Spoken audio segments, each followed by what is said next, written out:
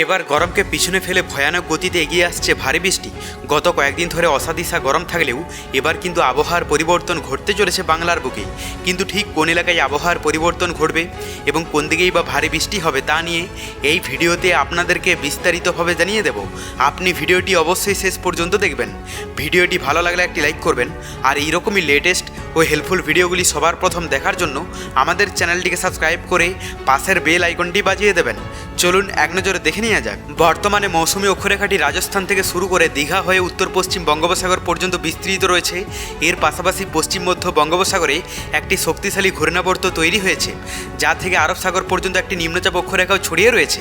এই জোড়া ফেলার প্রভাবেই মূলত বাংলার আকাশে মেঘের ঘনঘটা এবং দফায় দফায় বৃষ্টির অনুকূল পরিবেশ তৈরি হয়েছে। তবে দক্ষিণবঙ্গের জন্য স্বস্তির খবর এই যে শনিবার থেকে বিক্ষিপ্ত বৃষ্টির প্রবণতা থাকলেও সামগ্রিকভাবে বৃষ্টির ব্যাপকতা অনেকটাই কমে আসবে।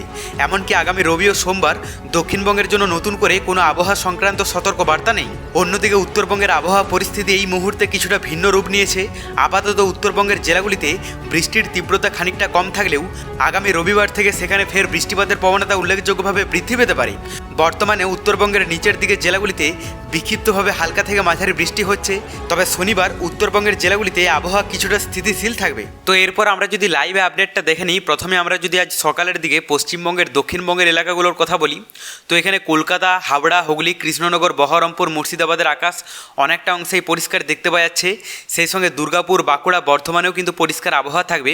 কিন্তু এখানে আসানসোল থেকে শুরু করে ধানবাদ, পুরুলিয়া, জামশেদপুর, চাকুলিয়া, খড়গপুর, চন্দ্রকোনা, হলদিয়া, সাগরদ্বীপ, কাকদ্বীপ এই সমস্ত এলাকাগুলোতে কিন্তু হালকা থেকে মাঝারি মানের বৃষ্টি দেখতে পাওয়া যাচ্ছে সকালের দিকটাতে। এরপর আমরা যদি উত্তরবঙ্গের আবহাওয়াটা দেখে নিই, তো এখানে দার্জিলিং থেকে শুরু করে কালিম্পং, কার্শিয়ং, জলপাইগুড়ি, আলিপুরদুয়ার, কোচবিহারে হালকা থেকে মাঝারি মানের বৃষ্টির সম্ভাবনা দেখতে পাওয়া যাচ্ছে।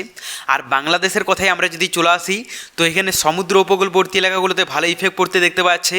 এখানে চট্টগ্রাম থেকে শুরু করে ফটিকছড়ি, মানিকছড়ি, নোয়াখালী, ফেনী, মহেশখালী, কক্সবাজার, টেকনা, বরগুনা, বরিশাল, পটুয়াখালী, মঠবাড়িয়া এই সমস্ত এলাকাগুলোতে কিন্তু বৃষ্টির সম্ভাবনা দেখতে পাওয়া যাচ্ছে। কিন্তু ভিতরের এলাকার মধ্যে বেশিরভাগ এলাকার আবহাওয়া কিন্তু পরিষ্কার থাকবে। এখানে রংপুর থেকে শুরু করে রাজশাহী, পাবনা, যশোর, মাদারীপুর, ঢাকা, কুমিল্লা এই সমস্ত এলাকাগুলোর আবহাওয়া পরিষ্কার থাকবে। কিন্তু এখানে সিলেট থেকে শুরু করে সুনামগঞ্জ, জামালগঞ্জ, ময়মনসিংহ, জামালপুর এই সমস্ত এলাকাগুলোতে হালকা থেকে মাঝারি মানের বৃষ্টি হতে পারে। এরপর আমরা দুপুরের দিকে আপডেটটা দেখে নেব। তো দক্ষিণবঙ্গের কথা বলতে গেলে বেশিরভাগ এলাকা জুড়েই হালকা থেকে মাঝারি মানের বৃষ্টি হতে পারে। কোথাও একটু বেশি থাকবে পরিমাণে এবং কোথাও একটু কম পরিমাণে ইফেক্ট পড়তে দেখতে পাওয়া যাবে। কিন্তু বেশিরভাগ এলাকা জুড়েই দুপুর থেকে বিকেলের মধ্যে গত কয়েকদিনের মতো আজও কিন্তু বৃষ্টির একটা ইফেক্ট পড়তে দেখতে পাওয়া যাচ্ছে।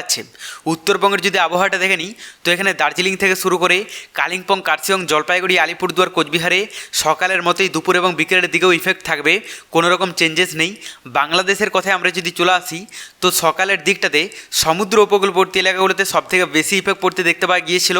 কিন্তু দুপুর থেকে বিকেলের মধ্যে পরিমাণে অনেকটাই কম ইফেক্ট থাকবে। তবে ভিতরের এলাকার মধ্যে অনেকাংশেই কিন্তু বৃষ্টির সম্ভাবনা রয়েছে।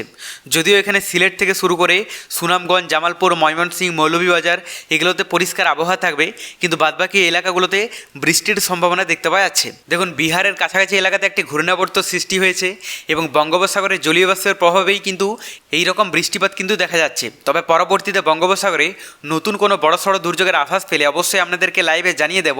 এরপর আমরা তাপমাত্রাটা দেখে নেব যে গত কয়েকদিন ধরে বৃষ্টির ফলে তাপমাত্রায় কতটা কি চেঞ্জেস লক্ষ্য করা যাচ্ছে। আজ দুপুরের দিকে প্রথমে আমরা যদি দক্ষিণবঙ্গের তাপমাত্রাটা দেখে নিই, তো এখানে কলকাতা এবং দক্ষিণবঙ্গের বেশিরভাগ এলাকার তাপমাত্রা থাকতে পারে 32 ডিগ্রির মধ্যে। পাশাপাশি আমরা যদি উত্তরবঙ্গের তাপমাত্রাটা দেখে নিই, তো এখানে দার্জিলিং, কালিম্পং, কার্শিয়ংয়ে 26-27 ডিগ্রি থাকবে। পাশাপাশি জলপাইগুড়ি, আলিপুরদুয়ার, কোচবিহারের তাপমাত্রা থাকতে পারে 32-33 ডিগ্রির মধ্যে। বাংলাদেশের কথা বলতে গেলে সমুদ্র উপকূলবর্তী এলাকা এবং ভিতরের এলাকার মধ্যে বেশিরভাগ এলাকার তাপমাত্রা থাকতে পারে 29 ডিগ্রি থেকে শুরু করে 31-32 ডিগ্রি পর্যন্ত। এরপর আমরা রাতের দিকে তাপমাত্রাটা দেখে নেব। তো দক্ষিণবঙ্গের কথা বলতে গেলে কলকাতা এবং দক্ষিণবঙ্গের বেশিরভাগ এলাকার তাপমাত্রা থাকতে পারে 26 ডিগ্রি থেকে শুরু করে 27-28 ডিগ্রি পর্যন্ত। পাশাপাশি আমরা যদি উত্তরবঙ্গের তাপমাত্রাটা দেখে নিই, তো এখানে দার্জিলিং, কালিম্পং, কার্শিয়ংয়ে 21-22 ডিগ্রি থাকবে। পাশাপাশি জলপাইগুড়ি, আলিপুরদুয়ার, কোচবিহারের তাপমাত্রা থাকতে পারে 29 ডিগ্রির মধ্যে।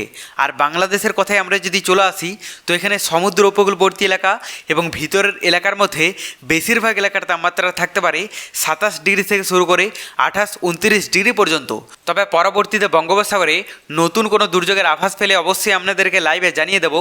তার জন্য চ্যানেলটিকে সাবস্ক্রাইব করে রাখতে ভুলবেন না।